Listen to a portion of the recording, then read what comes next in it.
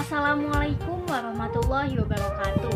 Perkenalkan, nama saya Nurul Aliyah dari Tadris Biologi C semester 3 dengan NIM 20081060056. Dalam video kali ini saya akan membahas tentang analisis gangguan menstruasi pada atlet putri selama pelatihan yang intensif yang disusun oleh Sugiharto, Ardi Setio Nugroho, Bambang Purwanto, dan Lilik Herawati.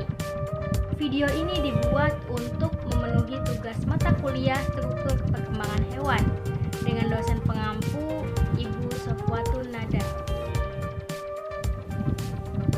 Pendahuluan.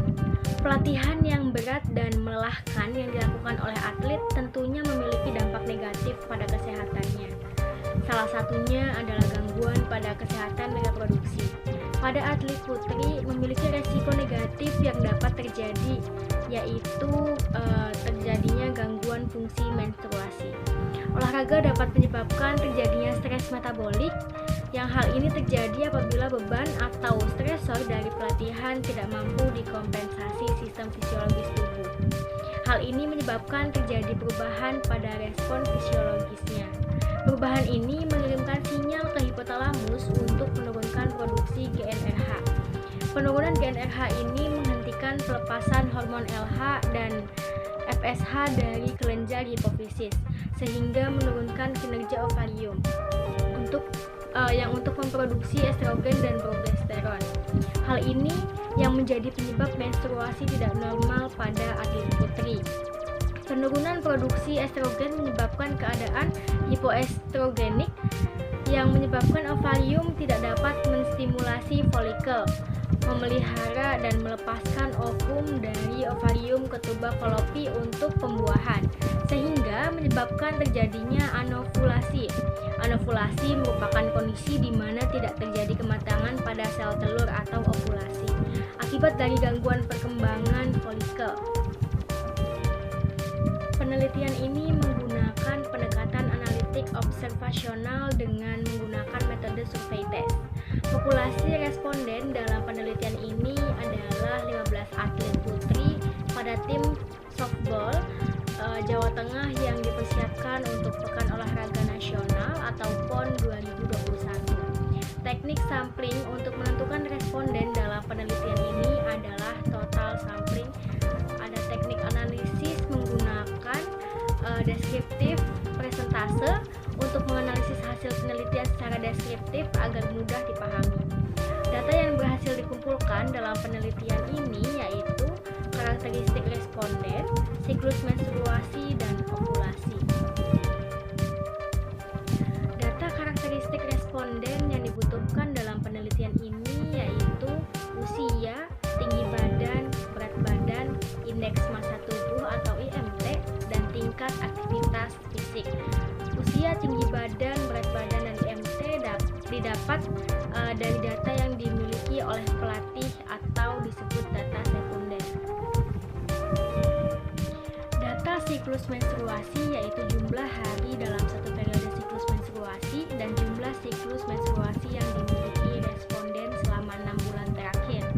Metode yang digunakan untuk mendapatkan data siklus menstruasi dari responden ini menggunakan anamnesa. Metode anamnesa ini adalah pemeriksaan yang dilakukan dengan wawancara langsung kepada subjek untuk memperoleh informasi yang dibutuhkan dalam menegakkan diagnosa. Ovulasi merupakan fase subur yang biasanya didahului oleh lonjakan hormon LH sekitar 24-72 jam sebelumnya. Lonjakan LH diukur pada tingkat konsentrasi dalam urin selama 5 hari di antara hari prediksi ovulasi yaitu hari ke-13 sampai ke-17 dari hari pertama menstruasi. Waktu pengukuran dilakukan pagi hari sebelum jam 8 pagi. Hasil positif ditandai dengan garis 2 pada garis kontrol dan garis tes, sedangkan hasil negatif ditandai dengan garis 1 pada garis kontrol. Hasil positif menunjukkan ovulasi, artinya responden memiliki siklus menstruasi normal, sedangkan hasil negatif menunjukkan anovulasi, yang artinya responden memiliki gangguan fungsi menstruasi.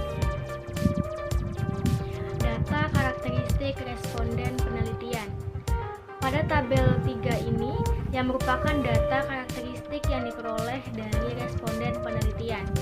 Usia responden rata-rata berusia 20 tahun karena memang para responden ini merupakan atlet usia 23 yang dipersiapkan untuk PON 2021. Tinggi dan berat badan responden dikumpulkan untuk menentukan indeks massa tubuh yang menggambarkan komposisi tubuh responden. Pada tabel 3 ini menunjukkan rata-rata IMT responden terdapat dalam kategori IMT normal. Hasil anamnesa siklus menstruasi responden. Tabel 4 ini merupakan data hasil anamnesa yang dilakukan para responden untuk mengetahui siklus menstruasi masing-masing. Hasil tabel 4, hampir keseluruhan dari responden menunjukkan periode menstruasi yang reguler atau normal. Periode menstruasi sebelum dilakukannya penelitian juga menunjukkan bahwa hampir keseluruhan responden memiliki riwayat siklus menstruasi yang normal. Hasil pemeriksaan OVU-test pada responden.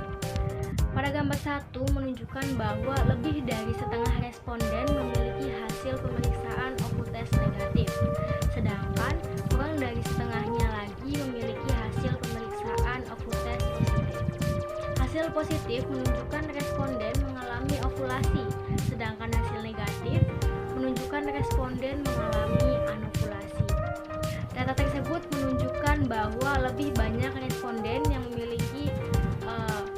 mengalami gangguan berupa anovulasi dibandingkan responden yang memiliki fungsi menstruasi normal. Gangguan fungsi menstruasi sering dialami oleh perempuan pada usia produktif.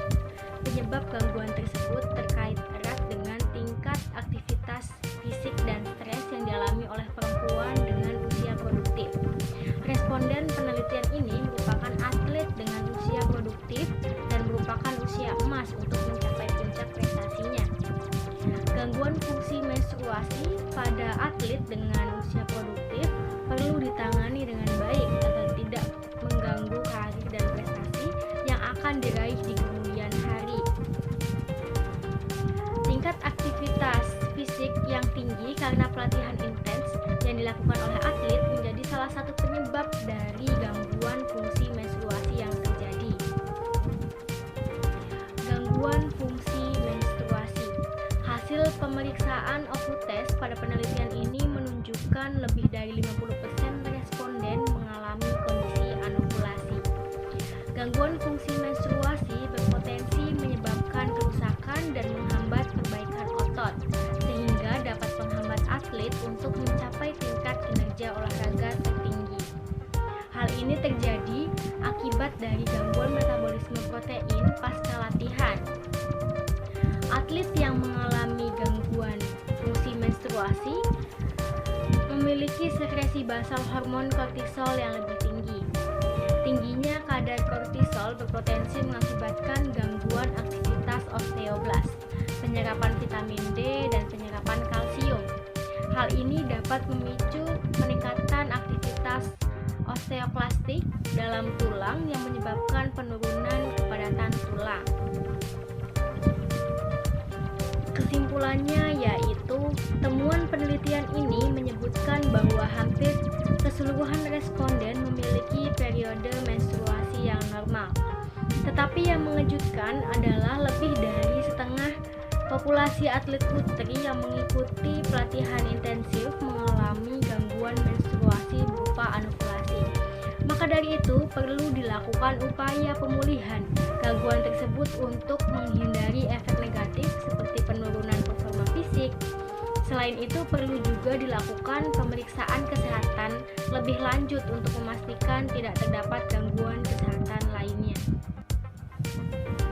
Terima kasih. Sekian yang dapat saya sampaikan.